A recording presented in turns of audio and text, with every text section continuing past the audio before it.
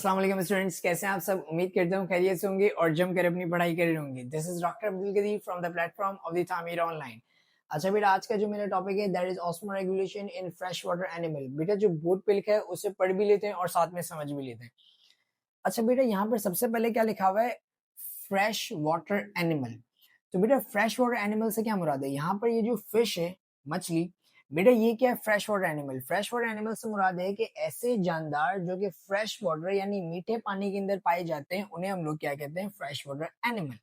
तो बेटा fresh water animal जो होते हैं बेटा वो क्या होते हैं, हाइपरटोनिक होते हैं, यानी उनके अंदर सॉल्ट ज्यादा होता है। तो बेटा आप ये देख सकते हो इस फिश के अंदर सॉल्ट क्या है, ज्यादा है। जबकि यहाँ पे क्या लिखा हुआ है, फ्रेश वाटर जो होता है बेटा वो क्या होता है, हाइपोटोनिक, यानी उसके अंदर सॉल्ट क्या होता है, कम। तो बेटा आप फिश के आसपास देख रहे होगे, बेटा ये क्या है, फ्रेश वाटर, और फ्रेश वाटर के अंदर सॉल्ट क्या है, कम। वाटर को मेंटेन करना, वाटर को बैलेंस रखना, बेटा ये क्या कहलाता है, ऑस्मो रेगुलेशन। और फ्रेश वाटर एनिमल किस तरीके से ऑस्मो रेगुलेशन करते हैं, और फ्रेश वाटर एनिमल्स को मीठे पानी के अंदर रहने में क्या क्या मुश्किलात फेस करनी पड़ती हैं, और फिर वो वाटर को मेंटेन करते हैं। तो बेटा वो मुश्किलात भी डिस्कस कर लेते हैं और फिर यूनिसेलुलर और मल्टीसेलुलर को भी साथ में डिस्कस कर लेते हैं।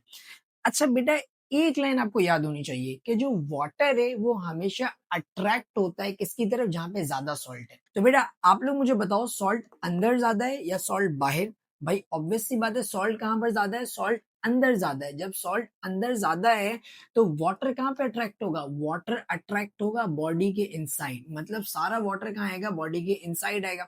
अब जब भाई वाटर अंदर इतना सारा आते जाएगा आते जाएगा आते जाएगा, तो बेटा इनके सेल्स के अंदर वाटर जाता जाएगा और इनके सेल्स वाटर से स्वेल अप होके क्या हो जाएंगे, सेल बर्स्ट हो जाएंगे, फट जाएंगे। सही ना। पहला मसला क्या है, इनके अंदर पानी बहुत ज्यादा आ रहा है, तो इनको कुछ भी करके एक्सेस वाटर को, ज्यादा वाटर को अपनी बॉडी से बाहर निकालने, ताकि वाटर क्या रहे, मेंटेन रहे। Number one. अच्छा बेटा आप लोग यहाँ पे देखो, अंदर सॉल्ट ज्यादा है, बाहर सॉल्ट कम है।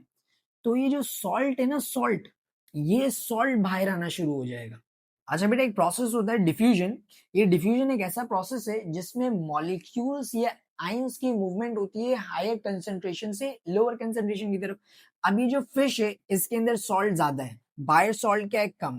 तो सॉल्ट हाई कंसंट्रेशन से कहां पे आना शुरू हो जाएगा, लो कंसंट्रेशन की तरफ, यानी फिश की बॉडी से सॉल्ट बाहर आने लग जाएगा। हाई कंसंट्रेशन से कहां आने लग जाएगा, लो कंसंट्रेशन में आने लग जाएगा by the process of diffusion.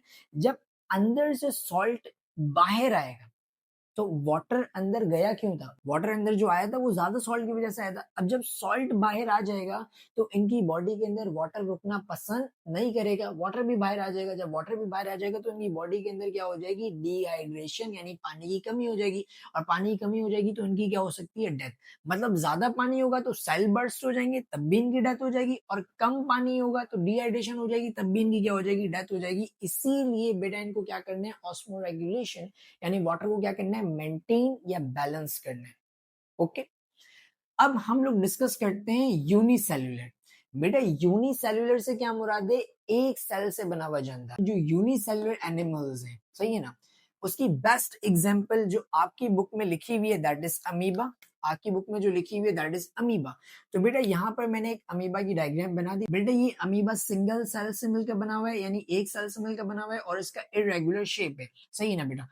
तो ये जो अमीबा है ये फ्रेश वाटर एनिमल है, यानी मीठे पानी के अंदर पाया जाता है। तो अमीबा के अंदर सॉल्ट क्या है, ज्यादा, उसके आसपास क्या है, फ्रेश वाटर, तो इसके फ्रेश वाटर के अंदर सॉल्ट क्या है, कम।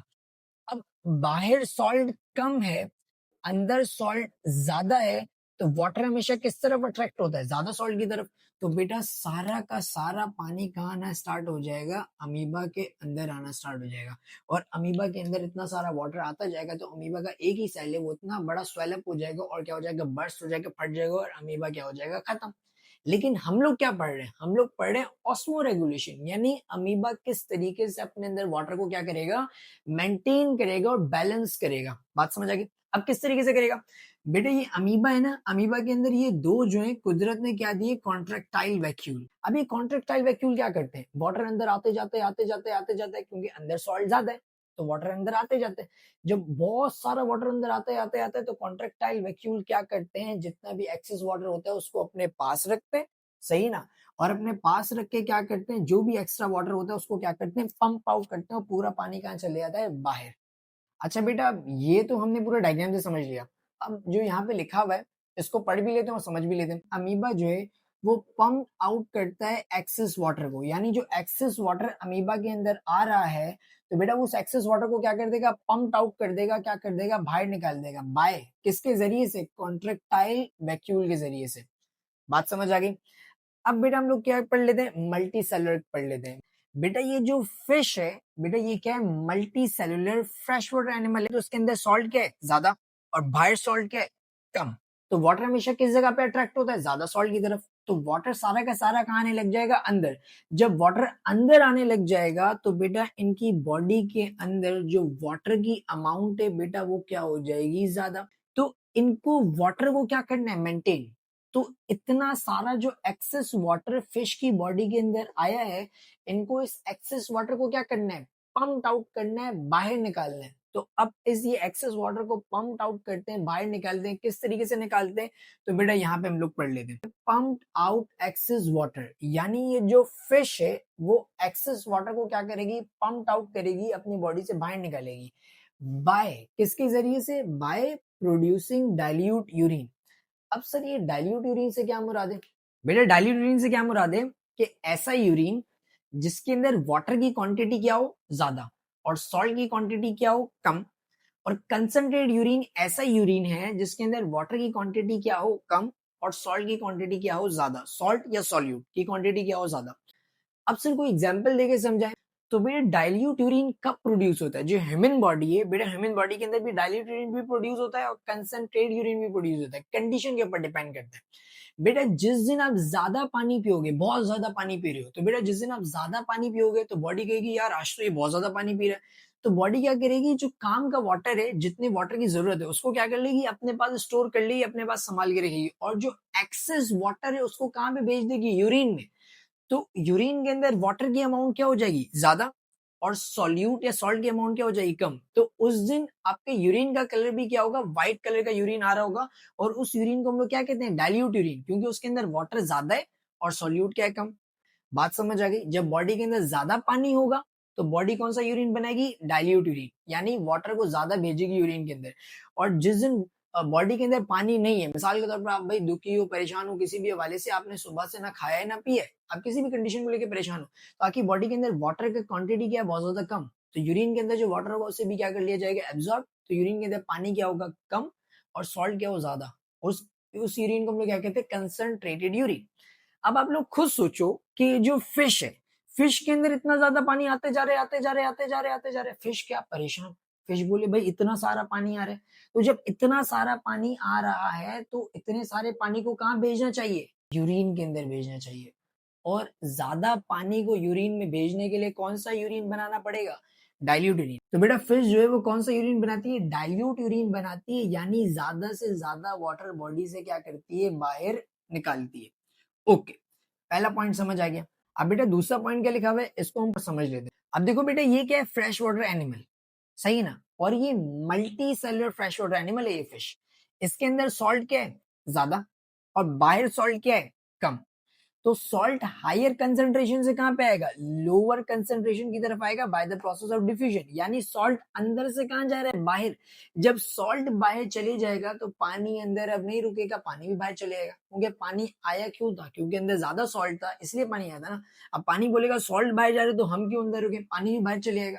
तो इसकी वजह से इनकी बॉडी के अंदर वाटर की क्या हो जाएगी, कमी। और जब वाटर की कमी हो जाएगी तो इनकी बॉडी के अंदर डिहाइड्रेशन होगी और इनकी डेथ हो जाएगी। और ऐसा होने नहीं देना, क्योंकि हम लोग क्या पढ़ रहे हैं, ऑस्मो रेगुलेशन। तो अब ये किस तरीके से मैनेजमेंट करेंगे, तो बेटा जो सॉल्ट बाहर जा रहा होता है, लॉस हो रहा होता है, उस लॉस को कंपनसेट करते हैं, इक्वल करते हैं, बराबर करते हैं। यहाँ पे क्या लिखा हुआ है, लॉस ऑफ सॉल्ट।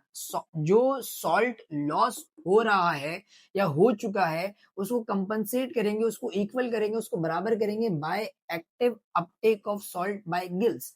यानी जो फिश है बेटा, फिश के अंदर क्या होती है, गिल्स होते हैं यहाँ पे, जिसको हम लोग क्या कहते हैं, गलफड़े, सही ना। फिश के यहाँ पे गिल्स होते हैं जिससे हम लोग क्या कहते हैं, गलफड़े।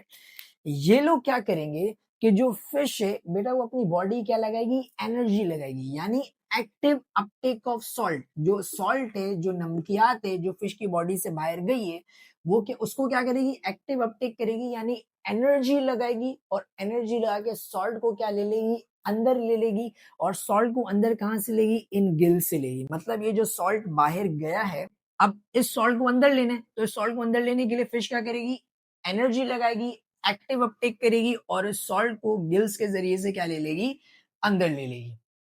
पहली बात।